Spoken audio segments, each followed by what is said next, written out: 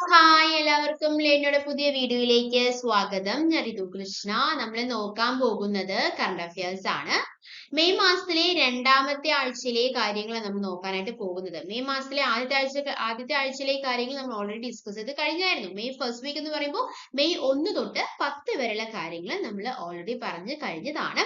നമ്മൾ ഇന്ന് നോക്കാൻ പോകുന്നത് മെയ് രണ്ടാമത്തെ ആഴ്ചയിൽ, അതായത് മെയ് 11 തൊട്ട് 17 വരെയുള്ള കാര്യങ്ങളാണ്.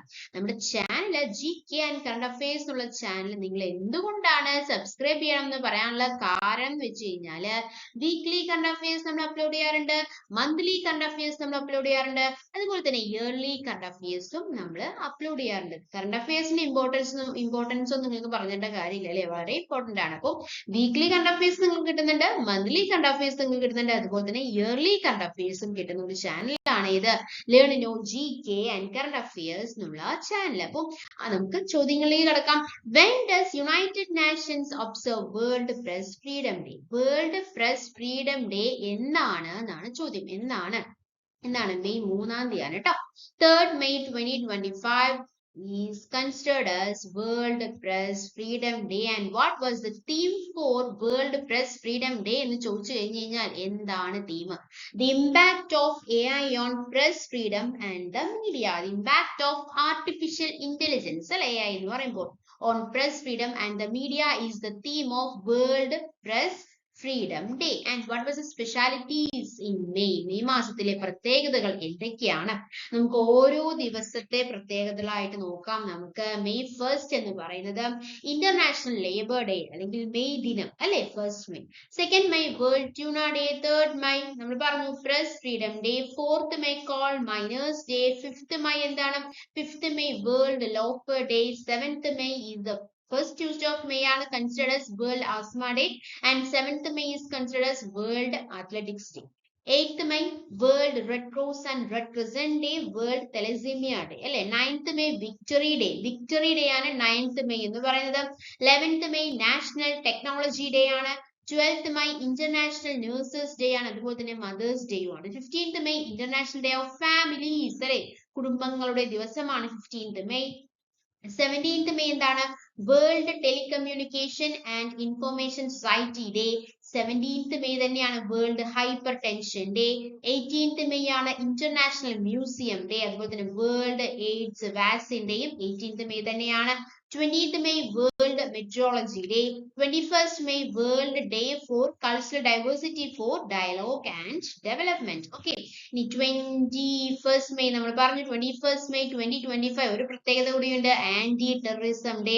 അതുപോലെ തന്നെ 22nd May 2025 international day for biological diversity.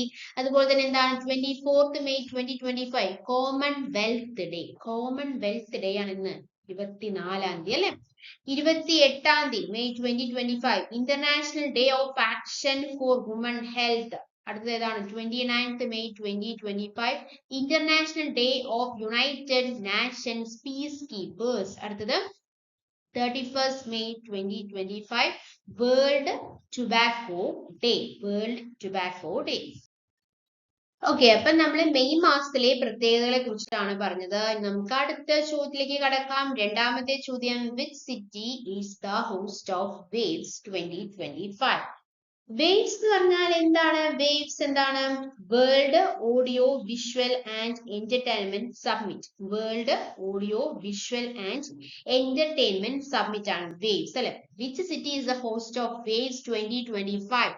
ഒരു ക്ലൂ തരാം. ഓക്കെ, ഇന്ത്യയുടെ സാമ്പത്തിക തലസ്ഥാനം എന്നറിയപ്പെടുന്ന സിറ്റിയാണ്. ഇന്ത്യയുടെ വ്യവസായിക തലസ്ഥാനം, ഇന്ത്യയുടെ കവാടം എന്നറിയപ്പെടുന്ന മുംബൈയിലാണ് അല്ലെ വേവ്സ് നടന്നത്. Which city is the host of waves 2025? മുംബൈയിലാണ് കേട്ടോ. അപ്പൊ മുംബൈ എന്ന് പറയുമ്പോൾ എന്താണ്? ഇന്ത്യയുടെ സാമ്പത്തിക തലസ്ഥാനമാണ്, ഇന്ത്യയുടെ വ്യവസായിക തലസ്ഥാനമാണ്, ഇന്ത്യയുടെ കവാടം എന്നറിയപ്പെടുന്നു. 7 ദ്വീപുകളുടെ നഗരം എന്നൊക്കെ അറിയപ്പെടുന്നത് മുംബൈ ആണ് കേട്ടോ. ഗേറ്റ് വേ ഓഫ് ഇന്ത്യ സ്ഥിതി ചെയ്യുന്ന നഗരം എവിടെയാണ്? അത് മുംബൈയിലാണ് അല്ലെ. അതുകൊണ്ട് തന്നെയാണ് എന്ത് ഇന്ത്യയുടെ കവാടം എന്നറിയപ്പെടുന്നത്. ഗേറ്റ് വേ ഓഫ് ഇന്ത്യ സ്ഥിതി ചെയ്യുന്ന നഗരം മുംബൈയിലാണ് അല്ലെ. പിന്നെ എന്താണ്? ഛത്രപതി ശിവാജി മഹാരാജ ഇന്റർനാഷണൽ വിമാനത്താവളം സ്ഥിതി ചെയ്യുന്ന നഗരവും എവിടെ തന്നെയാണ്? മുംബൈയിൽ തന്നെയാണ്. മുംബൈയിൽ ഒരു കലാപം നടന്നിട്ടുണ്ടായിരുന്നു, നാവിക കലാപം. അത് ഏത് വർഷമായിരുന്നു? 1946 മുംബൈയിൽ നാവിക കലാപം നടക്കുന്നത് കേട്ടോ. അപ്പൊ മുംബൈ ഏതിന്റെ ക്യാപിറ്റൽ ആണെന്നാണ് നമ്മൾ പറഞ്ഞത്? മുംബൈ ഏതിന്റെ ക്യാപിറ്റൽ ആണ്? മഹാരാഷ്ട്രയുടെ ക്യാപിറ്റൽ ആണ് അല്ലെ മുംബൈ. അപ്പൊ മഹാരാഷ്ട്രയുടെ പ്രത്യേകതകളൊക്കെ പോരട്ടെ. എന്താണ്? ഇന്ത്യയുടെ പവർ ഹൗസ് എന്നറിയപ്പെടുന്ന സംസ്ഥാനമാണ് ഇത് മഹാരാഷ്ട്ര അല്ലെ. വ്യവസായികമായിട്ട് ഏറ്റവും മുന്നിട്ട് നിൽക്കുന്ന സംസ്ഥാനമാണ് മഹാരാഷ്ട്ര. ഇന്ത്യൻ സംസ്ഥാനങ്ങളിലെ ഏറ്റവും വലിയ റോഡ് ശൃംഖലയുള്ള സംസ്ഥാനമാണ്. അവിടെ ഏറ്റവും കൂടുതൽ ഈ ബുദ്ധമതക്കാർ, അതുപോലെ തന്നെ പാഴ്സി മതക്കാർ, അതുപോലെ തന്നെ ജൈന മതക്കാർ ഏറ്റവും കൂടുതലുള്ള സംസ്ഥാനമാണ് ഇത് മഹാരാഷ്ട്ര എന്ന് പറയുന്നത്. ഇന്ത്യയിലെ ഏറ്റവും വലിയ മൂന്നാമത്തെ സംസ്ഥാനമാണ്. ഇന്ത്യയിലെ ജനസംഖ്യ കൂടിയ രണ്ടാമത്തെ സംസ്ഥാനം. അങ്ങനെ ഒരുപാട് പ്രത്യേകതകളുള്ള സംസ്ഥാനമാണ് ഇത് മഹാരാഷ്ട്ര. ഓക്കെ, അപ്പൊ നമ്മൾ എന്താണ് പറയുന്നത്? വേവ്സ് എവിടെയാണ് നടന്നത്? എവിടെയാണ് it is the host of World Audio Visual and Entertainment Summit 2025. The right answer is Mumbai. Mumbai ഏതൊരു ക്യാപിറ്റലാണ്? മഹാരാഷ്ട്ര അല്ലെ. ഇന്ത്യയുടെ പവർ ഹൗസ് എന്നറിയപ്പെടുന്ന സംസ്ഥാനമായിട്ടുള്ള മഹാരാഷ്ട്രയുടെ ക്യാപിറ്റൽ ആണ് ഇത് മുംബൈ. റൈറ്റ്. അടുത്ത ചോദ്യത്തിൽ കിടക്കാം. അടുത്ത ചോദ്യം എന്താണ്? അടുത്ത, Bandhavgarh national park is located in which state? National പാർക്കുകളെല്ലാം കൂടുതലുള്ള സംസ്ഥാനം ഏതാണ്? അതേതാണ്? മധ്യപ്രദേശാണ് അല്ലെ. അതായത് ഇന്ത്യയുടെ ഹൃദയം എന്നറിയപ്പെടുന്ന സംസ്ഥാനം, ഇന്ത്യയുടെ കടുവ സംസ്ഥാനം, ഇന്ത്യയുടെ സോയ സംസ്ഥാനം, വനവിസ്തൃതിയില് 1-ാം സ്ഥാനത്തുള്ള ഇന്ത്യൻ സംസ്ഥാനം, ഏറ്റവും കൂടുതൽ പട്ടികവർഗ ജനവിഭാഗമുള്ള സംസ്ഥാനം, പഞ്ചായത്തി രാജ് നിയമപ്രകാരം ഇന്ത്യയിൽ ആദ്യമായി തെരഞ്ഞെടുപ്പ് നടന്ന ഇന്ത്യൻ സംസ്ഥാനം, ഇന്ത്യയിലെ 2ാമത്തെ വലിയ സംസ്ഥാനം, ഇതിൽ ഏറ്റവും കൂടുതൽ സോയാബീൻ ഉൽപ്പാദിപ്പിക്കുന്ന സംസ്ഥാനം, ഏറ്റവും കൂടുതൽ ദേശീയോദ്യാനങ്ങൾ സ്ഥിതി ചെയ്യുന്ന സംസ്ഥാനം അല്ലെ. അങ്ങനെ ഒരുപാട് പ്രത്യേകതകൾ ആക്കുന്നുണ്ട്. മധ്യപ്രദേശിനുണ്ട്. കറക്റ്റ് അല്ലേ? ഇന്ത്യയുടെ ഹൃദയം അല്ലെ. പിന്നെ എന്തൊക്കെ പ്രത്യേകതകളാണ് മധ്യപ്രദേശിനുള്ളത്? എന്തൊക്കെ പ്രത്യേകതകളാണുള്ളത്? അവിടുത്തെ ഒരു പ്രത്യേകത എന്ന് പറയുന്നത്, ഈ 12 താഴെയുള്ള പ്രായമുള്ള പെൺകുട്ടികളോട് ബലാത്സംഗം ചെയ്തു കഴിഞ്ഞാൽ വധശിക്ഷ നൽകുന്നതിനുള്ള ബിൽ പാസാക്കിയ നിയമസഭ മധ്യപ്രദേശിലാണ്. പട്ടാളക്കാർക്ക് ടോൾ നികുതി ഒഴിവാക്കിക്കൊണ്ട് ഉത്തരവ് പുറപ്പെടുവിച്ച സംസ്ഥാനവും മധ്യപ്രദേശ് തന്നെയാണ്.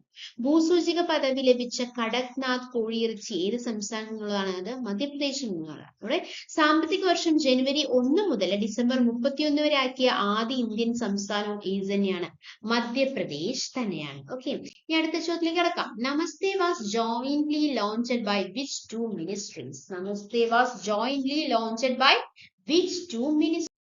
നമസ്തേ എന്താണ് അതിന്റെ ഫുൾ ഫോം? എന്താണ്? National action for mechanised sanitation ecosystem. That is the full form of Namaste was jointly launched by 2 ministries. ഏതൊക്കെ മിനിസ്ട്രീസ് ആണ്? Ministry of social justice and empowerment and ministry of housing and urban affairs. Okay, so Namaste was jointly launched by Ministry of Social Justice and Empowerment and Ministry of Housing and Urban Affairs. Clearly. ഇനി അടുത്ത ചോദ്യം, 5ാമത്തെ ചോദ്യം. Who holds the record of being the youngest player to score a century in the history of T20 cricket? അല്ലെ, 2020 cricket ചരിത്രത്തില് century നേടുന്ന ഏറ്റവും പ്രായം കുറഞ്ഞ താരം എന്ന ലോക റെക്കോർഡ് നേടിയത് ആരാണ് എന്നാണ് ചോദ്യം. ആരാണ്?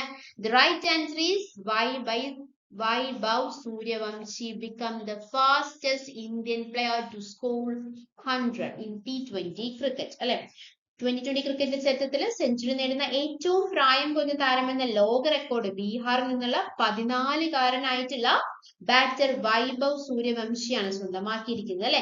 IPL-ല് രാജസ്ഥാൻ റോയൽസിലെ താരമായ വൈഭവ് ഗുജറാത്ത് ടൈറ്റൻസിനെതിരെ 101 റൺസ് നേടിയാണ് ചരിത്രം കുറിച്ചത്. ഓക്കെ, അതുപോലെ തന്നെ എന്താണ് പറയാനുള്ളത്? IPL-ൽ കളിക്കുന്ന ഏറ്റവും പ്രായം കുറഞ്ഞ താരമായിട്ടുള്ള വൈഭവ് എത്ര വയസ്സാണ്? വെറും 14 വയസ്സ് മാത്രമായിട്ടുള്ളൂ അല്ലെ. 35 പന്തിൽ സെഞ്ചുറി കുറിച്ച് ഒരു ഇന്ത്യൻ താരത്തിന്റെ വേഗമേറിയ സെഞ്ചുറി എന്ന റെക്കോർഡും സ്വന്തമാക്കിയിട്ടുണ്ട്.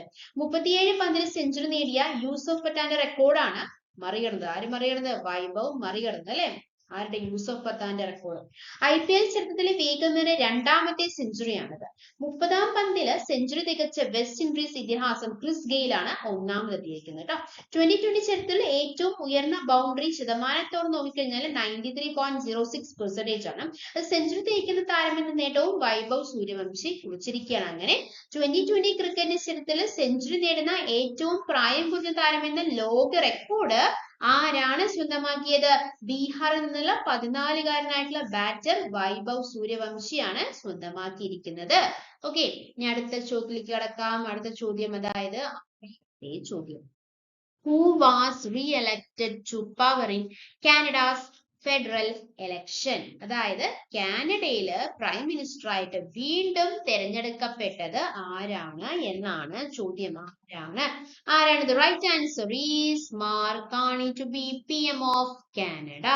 Okay, കാനഡ പൊതുതെരഞ്ഞെടുപ്പില് നിലവിലെ പ്രധാനമന്ത്രി മാർക്ക് കാർണി നേതൃത്വം നൽകുന്ന ലിബറൽ പാർട്ടി വീണ്ടും അധികാരം ഉറപ്പിച്ചിരിക്കുകയാണ്. 343 അംഗ പാർലമെന്റില് 169 സീറ്റിലാണ് ലിബറൽ പാർട്ടി വിജയിച്ചിരിക്കുന്നത്. ഭരണം ലഭിക്കാൻ 172 സീറ്റായിരുന്നു വേണ്ടിയിരുന്നത്. ലിബറൽ പാർട്ടിയുടെ മുഖ്യ എതിരാളികളായിട്ടുള്ള കൺസർവേറ്റീവ് പാർട്ടി 144 സീറ്റുകൾ മാത്രമാണ് നേടിയിട്ടുണ്ടായിരുന്നുള്ളൂ. US പ്രസിഡന്റ് ഡൊണാൾഡ് ട്രംപിന്റെ കടുത്ത വിമർശകനാണ് സാമ്പത്തിക വിദഗ്ധൻ കൂടിയായിട്ടുള്ള ആര്? Mark Carney. ഓക്കെ, ഇനി ഇവിടെ ഞങ്ങളുടെ ഒരുപാട് എലക്ട് ചെയ്ത, അതായത് ആരൊക്കെയാണ് ഓരോരോ പദവിയിൽ എത്തിയവരെ കുറിച്ചുള്ള കാര്യങ്ങളാണ് കേട്ടോ ഇനി പറയാനായിട്ട് പോകുന്നത്. അതുപോലെ തന്നെ ഒരു ഇലക്ഷനെ കുറിച്ച് പറയുകയാണെങ്കിൽ Anthony Albanese born as new PM of Australia. അതായത് മെയ് 3 നടന്ന ഓസ്ട്രേലിയൻ ഫെഡറൽ തെരഞ്ഞെടുപ്പിൽ നിലവിലെ പ്രധാനമന്ത്രിയായിട്ടുള്ള ആന്റണി ആൽബനീസ് നയിച്ച ലേബർ പാർട്ടി അധികാരം നിലനിർത്തിയിരിക്കുകയാണ്. ഓസ്ട്രേലിയൻ പാർലമെന്റിന്റെ അധോസഭയായിട്ടുള്ള 150 അംഗ ഹൗസ് ഓഫ് റെപ്രസെന്റേറ്റീവ്സിൽ 85 സീറ്റുകൾ നേടിയാണ് ലേബർ പാർട്ടി ഭരണ തുടർച്ച ഉറപ്പിച്ചിരിക്കുന്നത്. കഴിഞ്ഞ പാർലമെന്റിൽ 78 സീറ്റുകളായിരുന്നു ലേബർ പാർട്ടിക്ക് ഉണ്ടായിരുന്നത്. 76 സീറ്റാണ് കേവല ഭൂരിപക്ഷത്തിന് വേണ്ടത്. അപ്പൊ 78 സീറ്റുകൾ ഓൾറെഡി കിട്ടിയിട്ടുണ്ടായിരുന്നു അല്ലെ. 3 വർഷമാണ് ഓസ്ട്രേലിയൻ സർക്കാരുകളുടെ കാലാവധി എന്ന് പറയുന്നത്. അപ്പോൾ അവിടുത്തെ പ്രൈം മിനിസ്റ്റർ ആരാണ്? Anthony Albanese. ഓക്കെ, അടുത്ത ചോദ്യത്തിലേക്ക് കടക്കാം. Who is elected as the chairman of NSAB? Who is elected as the chairman of NSAB? NSAB എന്ന് പറഞ്ഞാൽ എന്താണ്? നാഷണൽ സെക്യൂരിറ്റി അഡ്വൈസറി ബോർഡ് ആണ് കേട്ടോ. National security advisory board chairman ആയിട്ട് എലക്ട് ചെയ്തത്, തെരഞ്ഞെടുക്കപ്പെട്ടത് ആരാണ് എന്നാണ്. അതായത് NSAB എന്ന് പറയുമ്പോൾ ദേശീയ സുരക്ഷാ ഉപദേശക സമിതി അല്ലെ, national security advisory board. Right answer is ആരാണ്? Alok Joshi. Alok Joshi as national security advisory board's head. അതായത് ദേശീയ സുരക്ഷാ ഉപദേശക സമിതി NSAB കേന്ദ്ര സർക്കാർ ഏപ്രിൽ 30 പുനഃസംഘടിപ്പിച്ചത്. രഹസ്യാന്വേഷണ ഏജൻസി ആയിട്ടുള്ള റിസർച്ച് ആൻഡ് അനാലിസിസ് വിങ്, അതാണല്ലോ റോ ഏജൻസി എന്ന് പറയുന്നത്. അതിന്റെ മുൻ മേധാവിയായിട്ടുള്ള അലോക് ജോഷിയാണ് പുതിയ ചെയർമാൻ ആയിട്ട് തെരഞ്ഞെടുക്കപ്പെട്ടിട്ടുള്ളത്. കേന്ദ്ര സർക്കാരിന്റെ ദേശീയ സുരക്ഷാ കൗൺസിലിന് വിവിധ വിഷയങ്ങൾ ഉപദേശം നൽകുന്നതും നയപരമായിട്ടുള്ള മാർഗനിർദ്ദേശങ്ങൾ നൽകുന്നതും ആരാണ്? NSAB ആണ്, നാഷണൽ സെക്യൂരിറ്റി അഡ്വൈസറി ബോർഡ് ആണ്. So who is elected as the chairman of NSAB? Former Road Chief Alok Joshi is elected as the chairman of National Security Advisory Board. അടുത്ത ചോദ്യത്തിലേക്ക് കിടക്കാം. Who is the current Chief Secretary of Kerala? കേരളത്തിലെ പുതിയ chief secretary ആരാണ്? The right answer is Jayathilak അല്ലെ. കേരളത്തിന്റെ പുതിയ chief secretary ആയിട്ട് ഡോക്ടർ A ജയതിലക് ഏപ്രിൽ 30 ചുമതലയേറ്റത്. ചീഫ് സെക്രട്ടറി പദവിയിൽ നിന്ന് ശാരദ മുരളീധരൻ വിരമിച്ചതോടെയാണ് ജയതിലകിന്റെ നിയമനം എന്ന് പറയുന്നത്. ഇത് കേരളത്തിന്റെ 50ാമത് ചീഫ് സെക്രട്ടറി. ഓക്കെ, അപ്പൊ കേരളത്തിന്റെ 50ാമത് ചീഫ് സെക്രട്ടറി ആരാണെന്ന് ചോദിച്ചു കഴിഞ്ഞാൽ ആരാണത്? Doctor A ജയതിലകാണ്. ഓക്കെ, അടുത്ത വർഷം ജൂൺ വരെയാണ് കാലാവധി. സ്പൈസസ് ബോർഡ് ചെയർമാൻ, കൃഷി secretary, revenue secretary, KDDC MD, Chhattisgarh tourism board MD തുടങ്ങിയ പദവികൾ അദ്ദേഹം വഹിച്ചിട്ടുണ്ട്. So who is the current chief secretary അല്ലെങ്കിൽ 50ാമത്തെ ചീഫ് സെക്രട്ടറി ആണല്ലോ നമ്മൾ പറഞ്ഞത്. 50ാമത്തെ ചീഫ് സെക്രട്ടറി ആരാണ് എന്ന് ചോദിച്ചു കഴിഞ്ഞാൽ ആരാണത്? ജയതിലക് അല്ലെ. അടുത്ത ചോദ്യം 9ാമത്തെ ചോദ്യമാണ്. Who was the 5th chairman of ISR? The right answer is Dr. K. Kasturirangan അല്ലെ. ISRയുടെ 5ാമത്തെ ചെയർമാൻ ആണ് ഡോക്ടർ K. കസ്തൂരിരംഗൻ. 1994 മാർച്ച് 31 അധികാരമേറ്റ കസ്തൂരിരംഗൻ ISRയുടെ നായകസ്ഥാനത്ത് എത്തുന്ന 2ാമത്തെ മലയാളിയാണ് കേട്ടോ. 1972 ചുമതലയേറ്റ MGK മേനോനാണ് ISRയുടെ ചെയർമാൻ ആയിട്ടുള്ള ആദ്യത്തെ മലയാളി എന്ന് പറയുന്നത്. ഡോക്ടർ വിക്രം സാരാഭായ് ആണ് ISRയുടെ ആദ്യ ചെയർമാൻ. ഡോക്ടർ വി നാരായണനാണ് ഇപ്പോഴത്തെ ചെയർമാൻ. കസ്തൂരിരംഗൻ നമുക്കറിയാലോ, അദ്ദേഹം 2025 അദ്ദേഹം മരണപ്പെട്ടത് അല്ലെ. ഇന്ത്യൻ ബഹിരാകാശ ഗവേഷണ രംഗത്തെ ഒളിമങ്ങാത്ത താരപ്രഭയോടുകൂടി പ്രശസ്ത ശാസ്ത്രജ്ഞൻ ഡോക്ടർ കെ കസ്തൂരിരംഗൻ 84 വയസ്സിലാണ് അദ്ദേഹം വിട പറഞ്ഞത്. ഓക്കെ, അടുത്ത ചോദ്യത്തിലേക്ക് കടക്കാം. Which Indian city has issued India's first certified green municipal board? The right answer is Ghaziabad. Ghaziabad എവിടെയാണ്? ഉത്തർപ്രദേശിലാണ്. ഉത്തർപ്രദേശിലാണ്. ഇവിടെ ഗാസിയാബാദ് ഉത്തർപ്രദേശിലാണ് അല്ലെ. ഉത്തർപ്രദേശ് എന്ന് പറയുമ്പോൾ നമുക്കറിയാം ബ്രഹ്മർഷി ദേശം, മധ്യദേശം എന്നീ പേരുകളിൽ പ്രാചീന കാലത്ത് അറിയപ്പെട്ടിരുന്ന സംസ്ഥാനമാണ്. ഏറ്റവും ജനസംഖ്യ കൂടിയ ഇന്ത്യൻ സംസ്ഥാനമാണ്. ആര്യഭട്ടം എന്ന പ്രാചീന കാലത്ത് അറിയപ്പെട്ടിരുന്ന സംസ്ഥാനമാണ്. ഇന്ത്യയുടെ പഞ്ചസാര കിണ്ണം എന്നറിയപ്പെടുന്ന സംസ്ഥാനമാണ്. ഏറ്റവും കൂടുതൽ സംസ്ഥാനങ്ങളുമായി അതിർത്തി പങ്കിടുന്ന ഇന്ത്യൻ സംസ്ഥാനം ഏത് തന്നെയാണ്? ഉത്തർപ്രദേശ് തന്നെയാണ്. അപ്പോൾ ഇതുപോലത്തെ വീഡിയോസ് ആണ് നിങ്ങൾക്ക് ആവശ്യമെങ്കിൽ എന്ത് ചെയ്യണം? നിങ്ങൾ ചാനൽ സബ്സ്ക്രൈബ് ചെയ്യുക, സപ്പോർട്ട് ചെയ്യുക. Thank you. Thanks for your time. By.